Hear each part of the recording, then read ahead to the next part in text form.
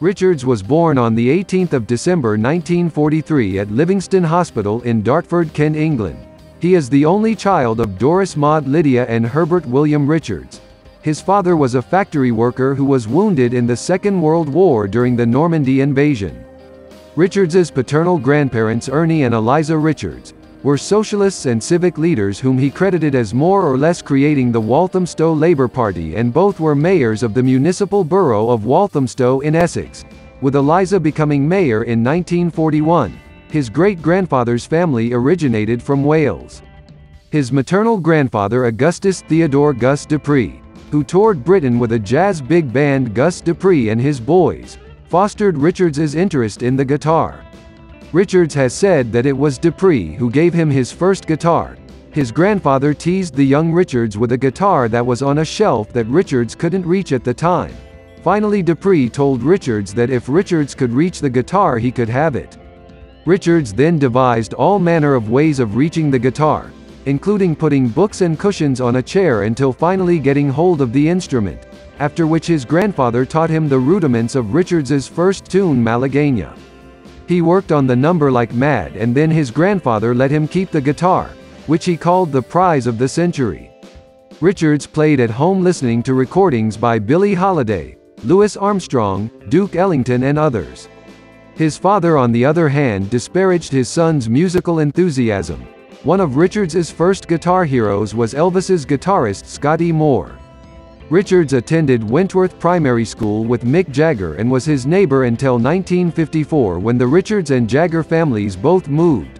From 1955 to 1959, Richards attended Dartford Technical High School for boys. He never sat the 11+ due to illness. Recruited by Dartford Tech's choirmaster RW Jake Clare, he sang in a trio of boy sopranos at, among other occasions, Westminster Abbey for Queen Elizabeth II. In 1959, Richards was expelled from Dartford Tech for truancy and transferred to Sidcup Art College, where he met Dick Taylor. At Sidcup, he was diverted from his studies proper and devoted more time to playing guitar with other students in the boys' room. At this point, Richards had learned most of Chuck Berry's solos. Richards met Jagger again by chance on a train platform when Jagger was heading for classes at the London School of Economics.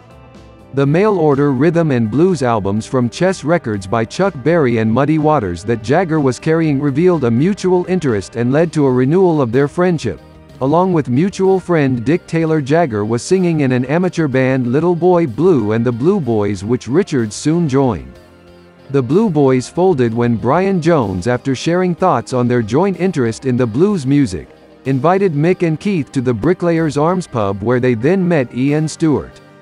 By mid-1962, Richards had left Sidcup Art College to devote himself to music, and moved into a London flat with Jagger and Jones. His parents divorced at about the same time, resulting in his staying close to his mother and remaining estranged from his father until 1982. After the Rolling Stones signed to Decca Records in 1963, the band's manager Andrew Loog Oldham dropped the S from Richards's surname, believing that Keith Richard, in his words, looked more pop. During the late 1970s, Richards re-established the S in his surname.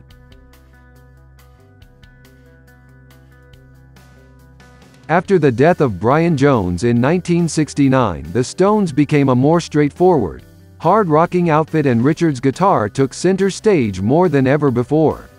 By this era, he'd taken to calling himself Keith Richard, simply because he thought it sounded better without the S. Privately, the band was sinking further into decadence, clearly audible on its early 70s masterpieces Sticky Fingers and Exile on Main Saint. Richards' burgeoning heroin addiction began to affect the consistency of the band's recordings for the next few years. Additionally, he ran into more legal troubles. His French villa was the subject of a drug raid in 1972, as was his British residence the following year. In 1976 and 1977, Richards entered the studio for a few solo sessions, but the only result to see the light of day was the Christmas single Run Rudolph Run.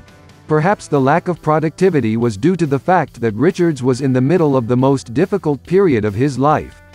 In 1976, Richards' infant son Tara, his third child by Pallenberg, died suddenly. The official cause was sudden infant death syndrome. although unsubstantiated rumors that the couple's drug abuse was a factor circulated as well. In early 1977, Richards was busted for possession of cocaine and faced the most serious charges of his life when, in Toronto, he was caught in possession of heroin. Escaped serving jail time, agreeing to perform a charity concert for the blind and enter drug rehabilitation in the United States. The scare convinced him to clean up, and when the Stones returned in 1978 with Some Girls, it was acclaimed as their strongest, most focused work in years and helped rejuvenate their popularity as an arena rock attraction. Things went sailing along smoothly for the next few years, and Richards even officially married for the first time in 1983, wedding Patty Hansen, who would bear him 2 more daughters, Theodora and Alexandra. However, around the same time, Jagger decided the Stones should take a new direction more in line with contemporary pop. Richards refused, and Jagger embarked on a solo career that began to take priority over the Stones. It ignited a very public feud between the two, and rumors of the Stones' imminent demise swirled over the next few years. When Jagger refused to tour behind 1986's Dirty Work in order to record his second solo album, Richards retaliated by going out on his own, forming a backing band he dubbed the Expensive Winos. Richards released his first solo album, Talk Is Cheap, in 1988. Both critically and commercially, it was a far greater success than Jagger's Primitive Cool.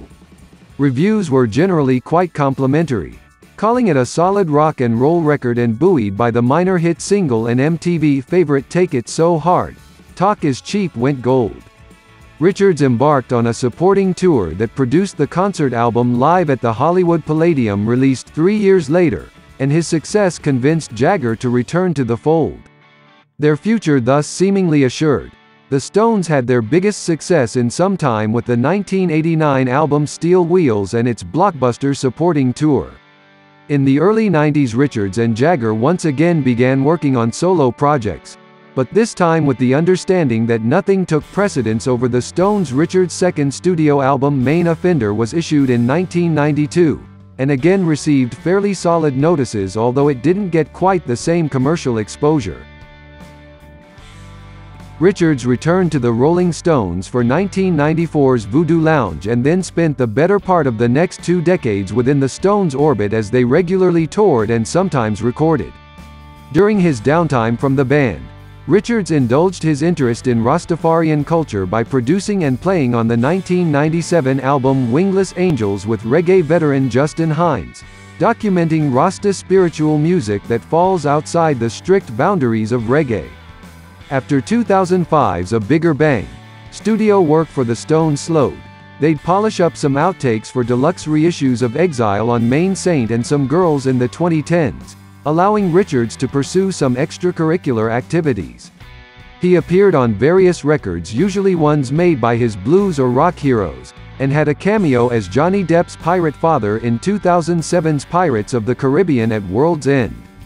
His next big project was the publication of his weighty autobiography Life in October 2010.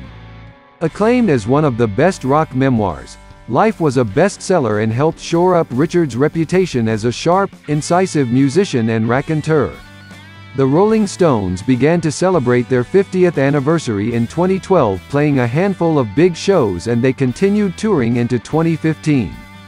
During all this, Richards began work on his third album, once again playing with his band the Expensive Winos.